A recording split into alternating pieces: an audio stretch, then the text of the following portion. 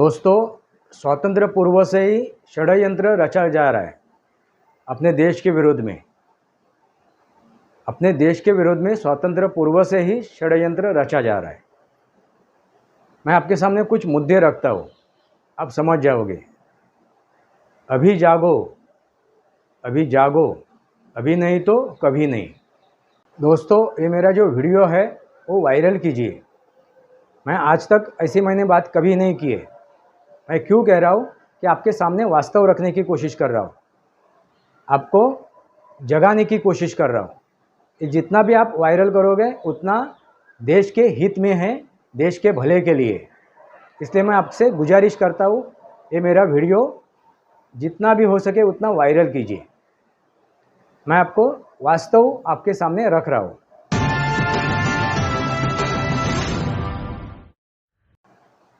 नमस्कार दोस्तों, वास्तवावर बोलो काहीतरी इस श्रृंखला में फिर एक बार आपका स्वागत। मैं आपका दोस्त राजेश वासंती साबाजी केलुस्कर।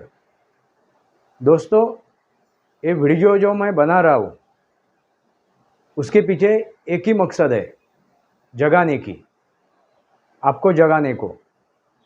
जो सनातनी है उनको जगाने का। दोस्तों, अपने देश की जो संस्कृति है, अपने राष्ट्र की जो संस्कृति है वो सनातनी है, सनातन है।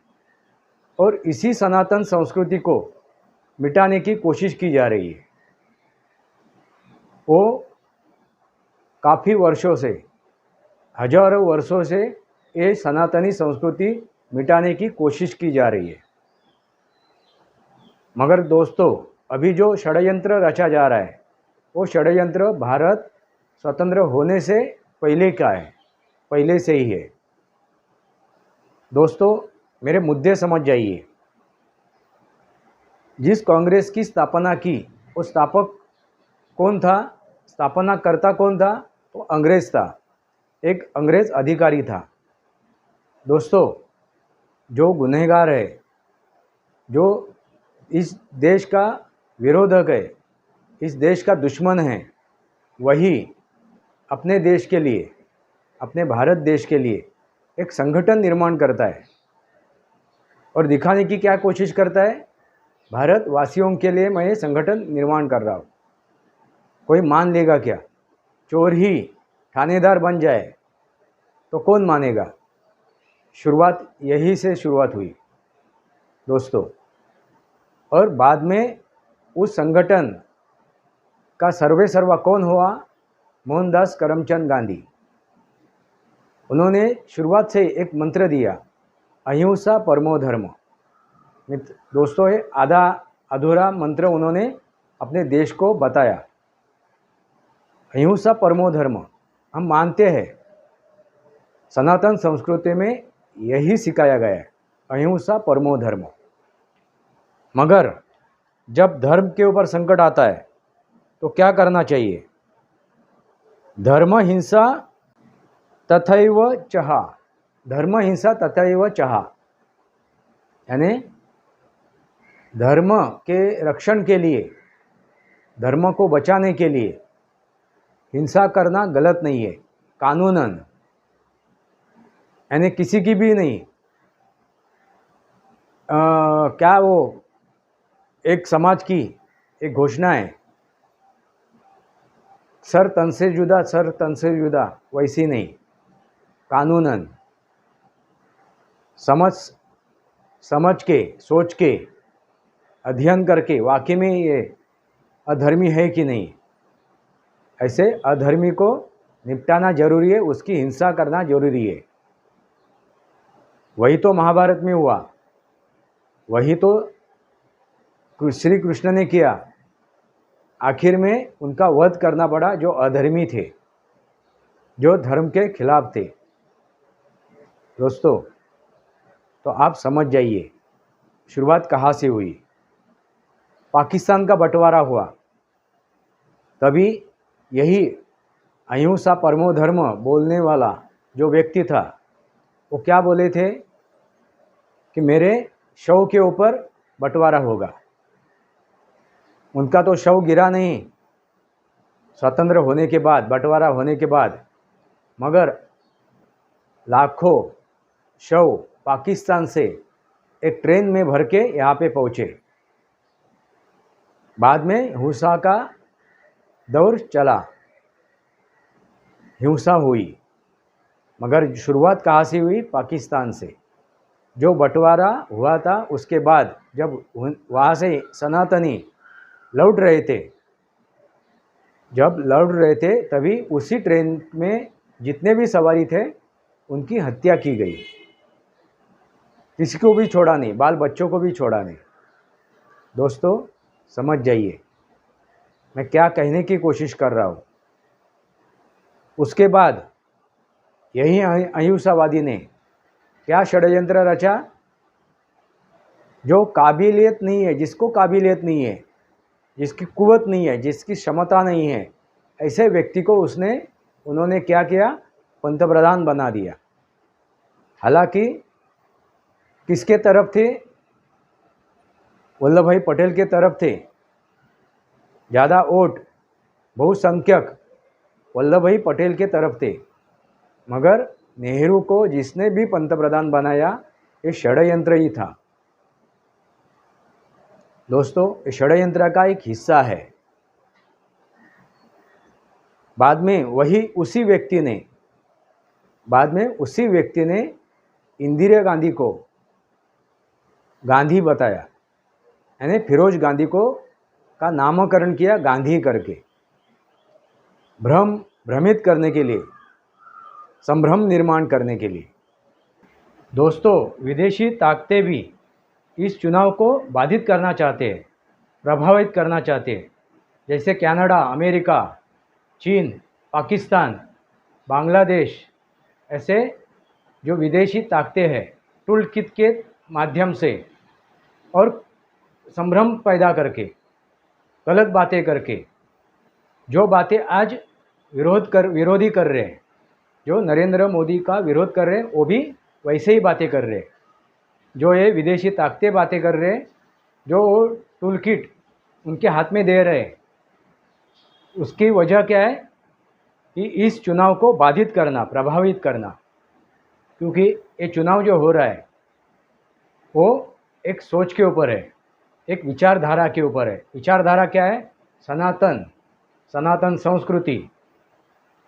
दोस्तों राष्ट्र के लिए, राष्ट्र हित के लिए ये जरूरी है सनातन संस्कृति बचने के लिए, ये वसुंधरा को बचाने के लिए, सिर्फ राष्ट्र को नहीं, इस वसुंधरा को बचाने के लिए, इस पृथ्वी को, इंसानियत को बचाने के लिए सनातन जिंदा रहना जरूरी है, सनातन सक्रिय रहना जरूरी है। दोस्तों हालांकि मैं ये वीडियो पहला बनाना चाहता था, पहला बनाना जरूरी था, मगर इतना मुझे दिमाग में आया नहीं, मुझे लगा नहीं कि इतने बुद्धिभ्रष्ट हमारे देश में लोग हैं, इतने बुद्धिभ्रष्ट लोग अपने देश में हैं जो खुद को सनातनी मानते हैं, खुद को सनातनी समझते हैं। ऐसे बुद्धिभ्रष्ट लोग भी इस देश में हैं। इसकी जानकारी अभी होने लगी, इसलिए मैं वीडियो बना रहा हूँ। ऐसे ही बुद्धिभ्रष्ट लोगों के वजह से ही इस देश का बंटवारा हुआ था। ऐसे ही बुद्धिभ्रष्ट लोगों के वजह से ही कश्मीर से हिंदुओं को पलायन करना पड़ा। ऐसे ही बुद्धिभ्रष्ट लोगों के कारण जिहाद हो रहा है, लव जिहाद हो रहा है, अभी ओट जिहाद हो रहा है। समझ जाइए दोस्तों क्या हो रहा है, क्या सच्चाई है। यहाँ पे मोदी को चुनना या मोदी को ना चुनना ये सवाल नहीं है। किसके हाथ में देश सुरक्षित रह सकता है, कौन काबिल इंसान है, कौन सही इंसान है। इस 10 साल में किसने काबिलियत से इस देश को संभाला है, देश को विश्वगुरु बनाने के तरफ वो चले हैं, ये भी जानना जरूरी है, ये समझना जरूरी है। इसलिए आप सोच समझ के अपना कीमती वोट, अपना कीमती मत क्या कीजिए, डालिए, दीजिए। किसके लिए? इस राष्ट्र के लिए, सनातन धर्म के लिए, इस देश के लिए। आज नहीं तो कभी नहीं, अभी नहीं तो कभी नहीं। ये जरूरी है, समझना जरूरी है। दोस्तों, समझ के अपना बहुमूल्य वोट डालिए, दीजिए। दोस्तों, ये जो चुनाव लड़ा जा रहा है वो किसी नगर सेवक का नहीं, आमदार का नहीं है, एक खासदार का है। यानी देश में नेतृत्व कौन करेगा, किस काबिल इंसान के हाथ में आप देश का नेतृत्व देना चाहते हो। ये जो चुनाव है ये राष्ट्र के लिए, देश के लिए है। ये जो चुनाव है सनातन के लिए, सनातन संस्कृति को बचाने के लिए, सनातन धर्म को बचाने के लिए। दोस्तों, ये चुनाव सिर्फ एक चुनाव नहीं है। आपका जो एक वोट, आपका जो एक मतदान है वो देश को मजबूत करने के लिए, सनातन को मजबूत करने के लिए, ना कि सनातन को मिटाने वाले को, डेंगू मलेरिया कहने वालों को है, ना उस सनातन के ध्वज को फड़का कहने वाले को है, जो अपने पिता का ना हो सका, जो अपने पिता के विचारधारा का ना हो सका। ऐसे इंसान की आपको सुननी है, ऐसे इंसान की आपको सुननी है तो आप बेशक उसको मतदान कर सकते हो, मगर उस मतदान से आप देश की हानि कर रहे हो, देश का नुकसान कर रहे हो। दोस्तों, ये जो चुनाव है ये देश के लिए है, राष्ट्र के लिए है, सनातन के लिए। तो आपको सही चुनाव करना है, सही व्यक्ति के हाथ में अपना नेतृत्व देना है, देश संभालने को देना है, देश को बर्बाद करने के लिए नहीं, देश को बचाने के लिए, संभालने के लिए, विश्व गुरु बनाने के लिए। तो आप जान जाइए, समझ जाइए आपको किसको चुनना है, आपको किसको चुनना है। ये किसी स्थानिक लेवल का, स्थानिक पातळी का ये चुनाव नहीं है, देश पातळी का, देश स्तर का ये चुनाव है। इस देश स्तर पे चुनाव लड़ा जा रहा है। तो आप जान लीजिए, परख लीजिए, समझ जाइए, संभल जाइए। अभी जागो, वरना कभी नहीं, अभी नहीं तो कभी नहीं। दोस्तों, षड्यंत्र आज कल रचा नहीं जा रहा है। भारत स्वतंत्र पूर्व से ही षड्यंत्र रचा जा रहा है। आपको समझ में आया होगा। इतनी आबादी कैसी बढ़ी, कश्मीर में क्या हुआ, बंगाल में क्या हो रहा है, केरल में क्या हो रहा है, आबादी कैसी बढ़ती जा रही है।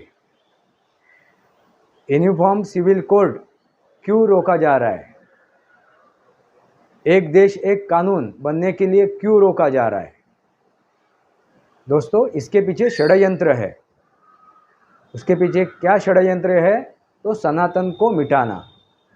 और आपने देखा ये विचारधारा है। दोस्तों, मैं किसी मुसलमान को या किसी हिंदू के बारे में बात नहीं कर रहा हूँ, ये विचारधारा है। जो राष्ट्र को नहीं मानते हैं, भले वो हिंदू हो या मुस्लिम हो, क्रिश्चियन हो, जो भी हो, तथाकथित किसी भी धर्म का हो, जो राष्ट्र प्रेमी नहीं है। दोस्तों, इस भूतल पे, इस वसुंधरा पे हर एक व्यक्ति, हर एक जीव वो कैसा है, सनातनी है। क्योंकि सनातन यानी विज्ञान, सनातन यानी विज्ञान। दोस्तों, इसलिए मैं कह रहा हूँ, ये समझा रहा हूँ आपको कि सनातन को मिटाने के लिए एक विशेष दल, एक विशेष सोच, एक विशेष विचारधारा कार्यरत है। दोस्तों, विशेष एक सोच, एक विचार कार्यरत है, एक विचारधारा कार्यरत है। आपने सुना होगा, सनातन डेंगू है, सनातन मलेरिया है, हिंदुत्व और हिंदू,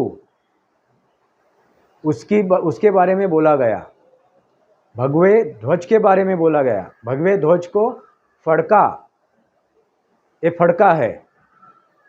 आरएसएस के बारे में बात करते वक्त उद्धव ठाकरे ने क्या बात की, भगवा फड़का है। उन्होंने क्या फड़काया, उन्होंने क्या लहराया, भगवा फड़क लहराया।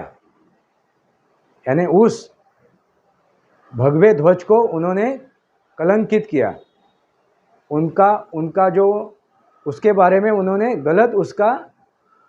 गलत धारणा लोगों के सामने रखी, एक फड़का करके। यानी सोचिए आप, ये विचारधारा कैसी है, संकुचित विचारधारा।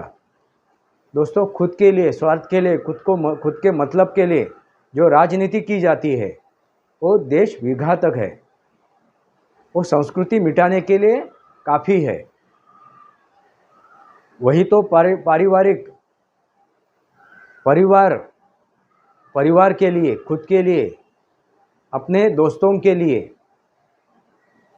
जो एक काम कर रहे हैं, वही विचारधारा। लोकशाही नहीं है, परिवारशाही। जिनको परिवारशाही चाहिए, देश का मतलब नहीं है जिससे, देश के बारे में किसी को भी कुछ लेना देना नहीं है, ऐसे लोग आज कार्यरत है, ऐसी विचारधारा कार्यरत है। इसलिए डेंगू, मलेरिया वगैरह वगैरह और फड़क, यानी जो भी वक्तव्य हो रहे वो बिना सोच के, बिना उसके ऊपर जांचे परखे